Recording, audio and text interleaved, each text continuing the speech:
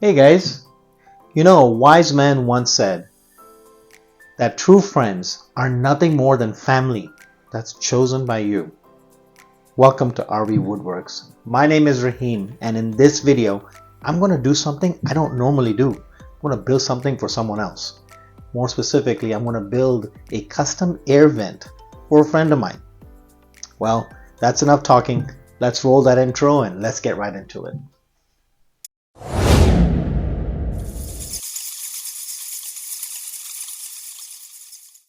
Alright, let's get this project started.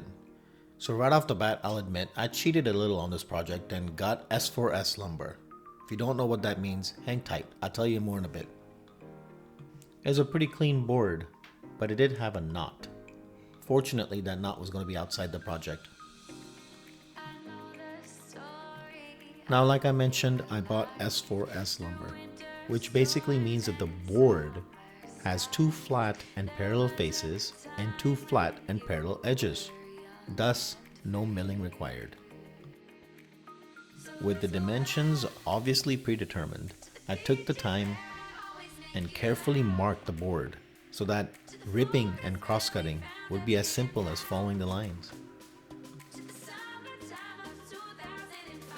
Now the holes in the vent was a completely different story. I just needed to make sure there were enough gaps for the air to flow, but the board remains rigid so that it didn't break when someone stepped on it. Honestly, I went way overboard and made way too many lines, and you'll see later that I didn't use all of them. With all the markings complete, it was time to cross-cut the board to final dimension.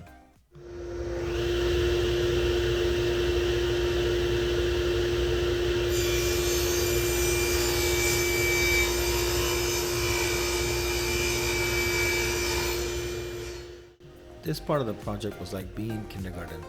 Just keep it in the lines.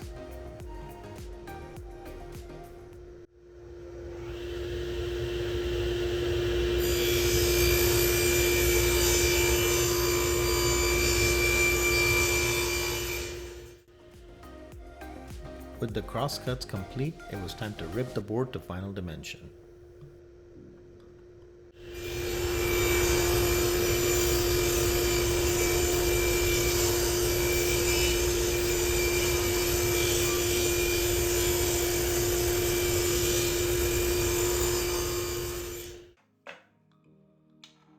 I'm gonna let Rahim in the moment explain what's going on here in a second.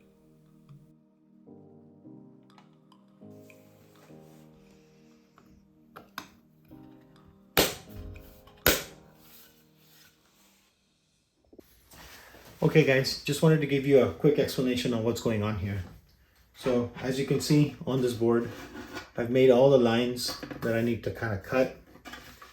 And I'm going to be using a 1/4 inch upcut spiral bit to make this cut on my router.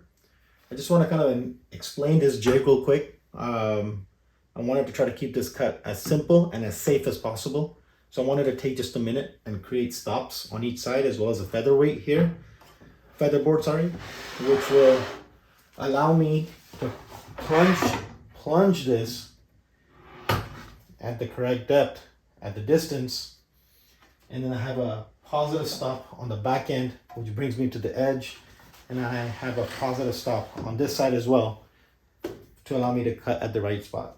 Now what I'm going to do is I'm going to make this cut, and I'm going to flip the board, make the cut.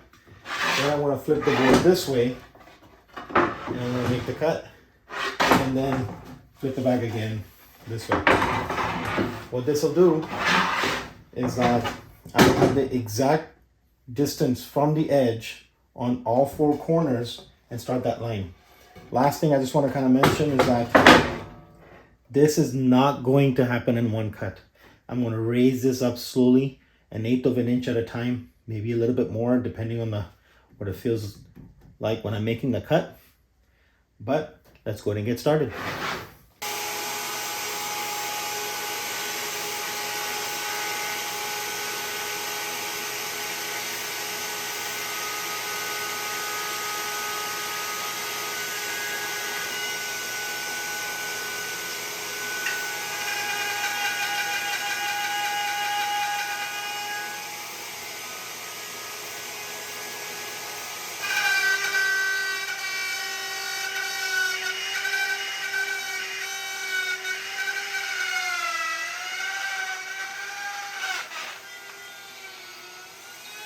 Did you hear that?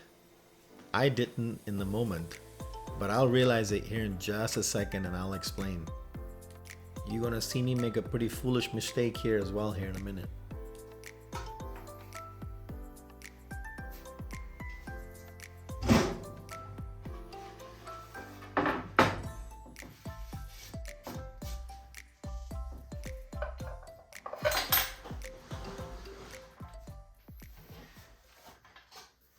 Oh, isn't it?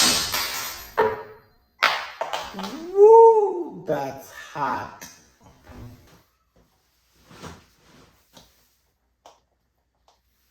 Hi guys, my bit just broke. Boy, that featherboard really saved my rear end there. Now, regarding the mistake, never touch a bit that just finished running. It's blazing hot. At any rate, with that hard lesson learned, off to the store to get a new bit.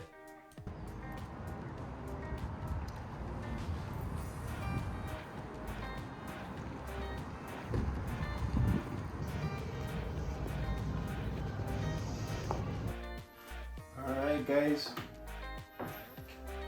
our spiral bit broke like I said. When I got a new one, we'll pop this on and we'll get right back to it.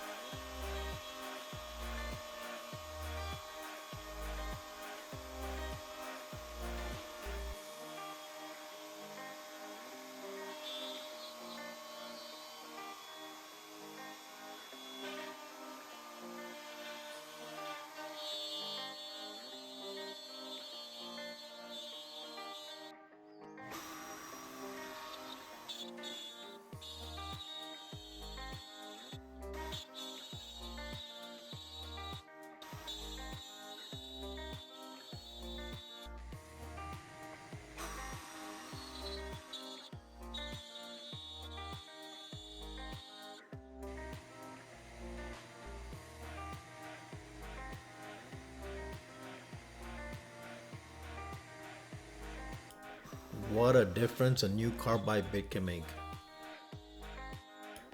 Now I'm not sure if you noticed earlier, but I wasn't initially planning on making all the holes in the middle. But instead of making multiple holes on the sides, I decided to reduce those to ensure the wood was rigid enough to hold the weight of someone walking on it, and make those extra lines in the middle of the board instead. I'm sure you're noticing it, but the jigs changed a bit as well to ensure I have a positive stop block on each side when I'm running the cuts.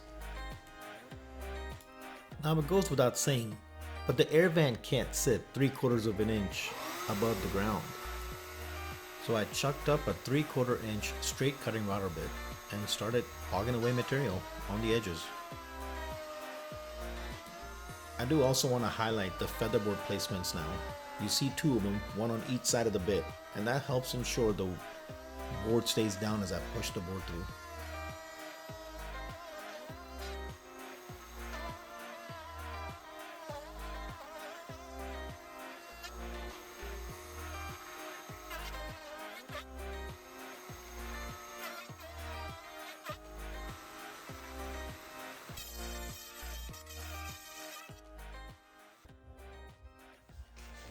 Hey guys,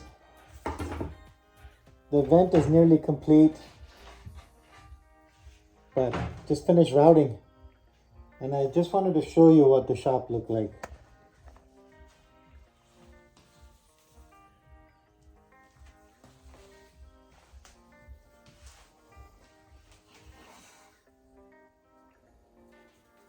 I better stop and clean up first, and then we'll get back to the build.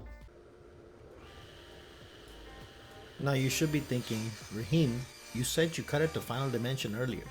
Well, I left 1/4 of an inch extra on each side on purpose, knowing that whenever you use a straight cutting router bit, it will tear the fibers on the edge. So it's better to leave it a little extra and then just trim it off at the end.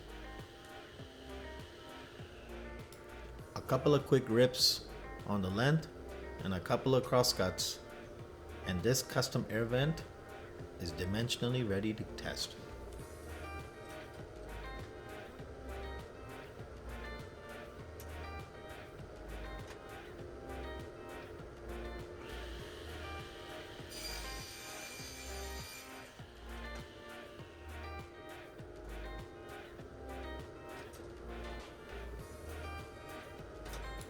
Now I built this custom air vent based on a drawing and some measurements that I took on a piece of paper.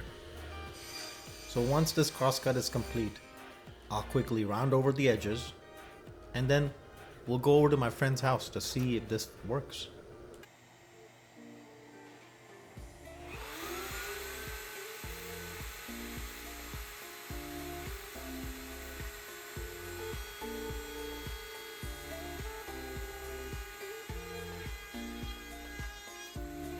Hey guys, I'm on site.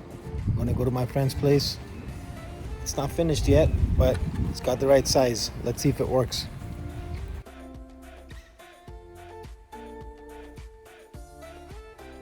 Now fortunately my friend was away for the weekend, and I did what any good friend would do.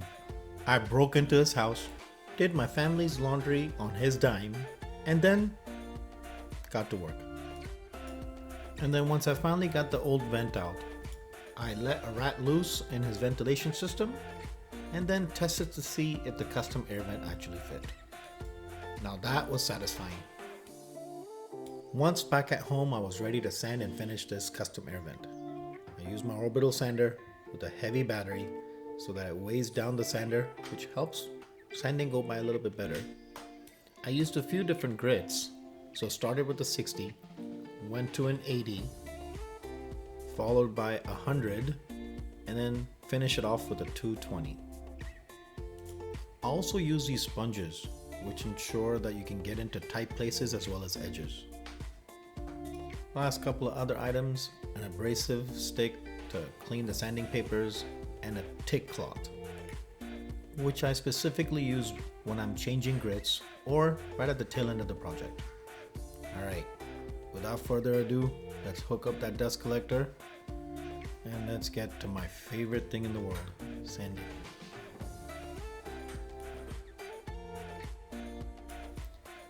After clamping down the board, you know the one thing that makes sanding go by faster? Nothing. Absolutely nothing, because sanding is boring. But today, to pass the time, I watched my favorite team play.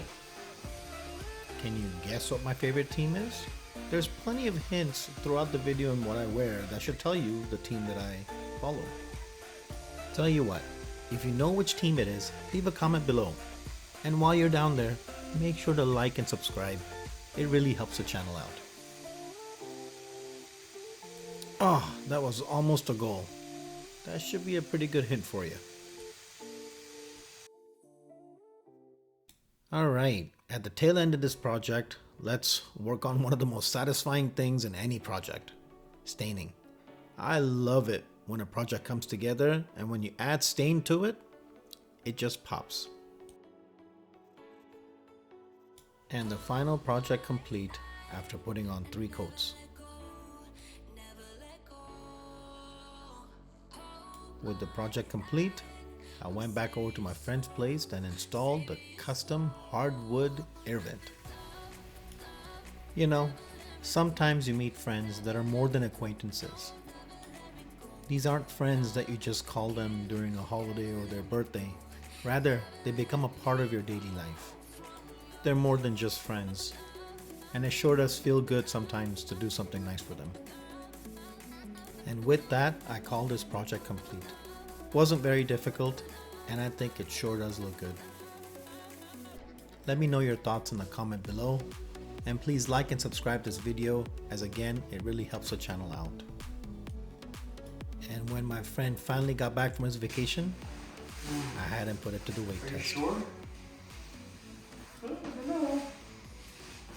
It passed. Thanks for watching. See you in the next one.